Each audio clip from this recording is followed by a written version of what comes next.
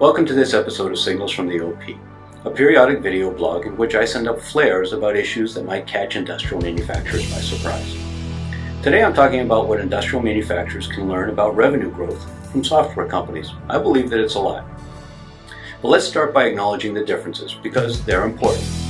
Scaling software sales is much easier than scaling sales of industrial manufactured products. The software challenge is primarily building the first one versus everyone. So the goals for sales growth, or certainly the growth rate, are different, and that means expectations are as well. Margins and incremental cost per customer are very different too. So spending on marketing and sales can be substantially higher in the SaaS space. And there's often a lower barrier to adoption for some simple SaaS products. The price is often relatively low and the implementation can be managed by one person. Obviously, company-wide rollouts are more potentially complex, but the whole freemium model reflects the fact that one person can decide and go.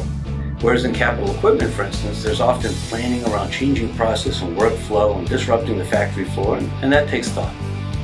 So there are legitimate factors that make these different worlds. The other big difference is investor mindset. In traditional privately held industrial manufacturers, the investors are often the owners, probably family, and often the founder or founders. They may explicitly want to cap growth rates so that they don't have huge hassle scaling. They may be profitable and support the lifestyles of various family members, and the real goal may be simply enough growth to remain vibrant. Often salespeople are longtime employees, maybe friends, and perhaps family. There's often loyalty in addition to some strong connection to the way we've always done it. In contrast, SaaS software companies are fueled by financial investors.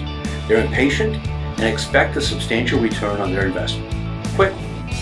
These investors are looking for rapidly accelerating growth rates. SaaS companies have to meet investor expectations no matter how aggressive or impatient they may be, so they have to figure out how to sell in today's markets and sell fast.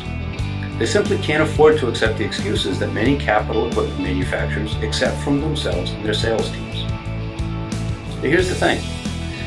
Capital equipment manufacturers don't have to double their sales in a year. But what if they could grow by 20%? That's reasonably scalable. And grow price and margin by focusing on the orders, customers, and niches where they make more. That probably takes some different sales and marketing approaches, and that's where they can learn from SaaS companies. So let's compare the typical revenue growth models. Manufacturers often have a small marketing team, a modest field sales team, and indirect channel sales. Of course, this varies, but many of them think of marketing as trade shows and some magazine ads, and they staff accordingly. Most of the lead generation is done by field sales, and friction arises with sales channel because there's always bidirectional frustration that they don't send enough leads to channel, and that channel doesn't create enough on their own.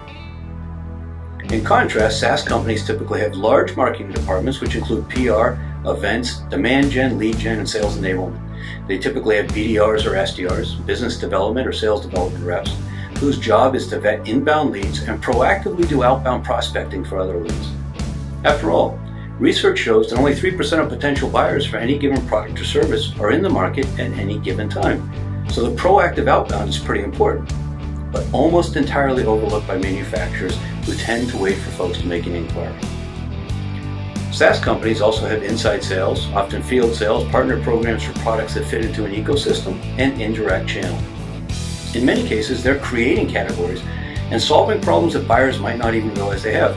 That requires active demand generation to support the inbound and outbound lead generation. So in short, typical capital equipment manufacturers have little marketing, probably a website, some data sheets, and a couple applications videos, some trade shows, and a field sales team with some indirect channel which sells a variety of products in addition to theirs. They're content with manageable 10% growth, and that's about the best they could ever achieve when a strong economy helps all to grow. SaaS companies have teams creating content, engaging and educating the market, explaining the problem and solution, creating leads, guiding prospects through a seamless journey of learning, research, comparison, decision, and implementation. And they grow quickly. So again, acknowledging that a manufacturer might not want 100% growth, but would like profitable, consistent growth, then what lessons can we take from SaaS revenue growth that would be applied to the industrial space? There are 3 key points. Predictable, proactive growth requires, number 1, insights to help prospects, packaged in a full range of content to attract, educate, and convert a wide range of buyers at very different stages in their buying journey. 2, a continuum of customer-facing folks at different stages in the journey, BDRs, inside sales, field sales, implementation support, not just field sales and channel.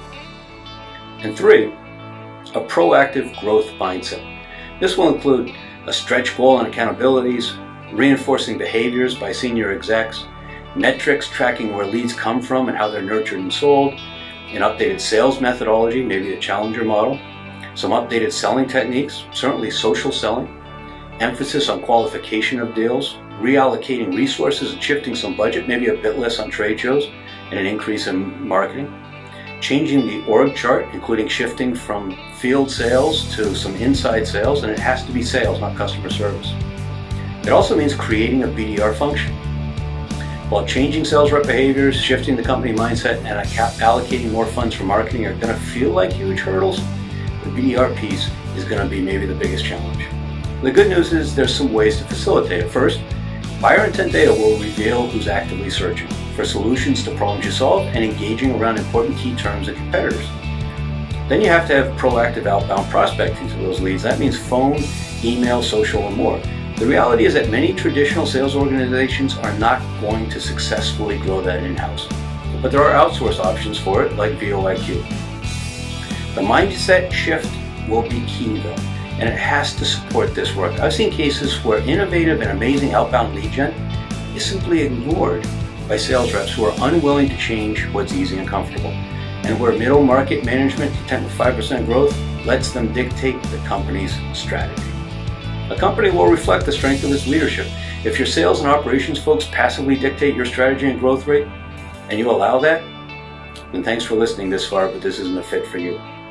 On the other hand, if you're intent on deciding where you're going and how fast, then this is precisely the sort of model that has worked in complex B2B sales elsewhere and can be adapted to help you grow at the rate you want and improve forecasting and profitability.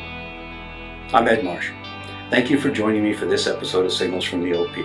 If you enjoyed it, by all means, please share it and subscribe either to my YouTube channel at edmarshspeaks.tv, edmarshspeaks.tv, or at the related blog, signalsfromtheop.com. That's signalsfromtheop.com. Thanks very much.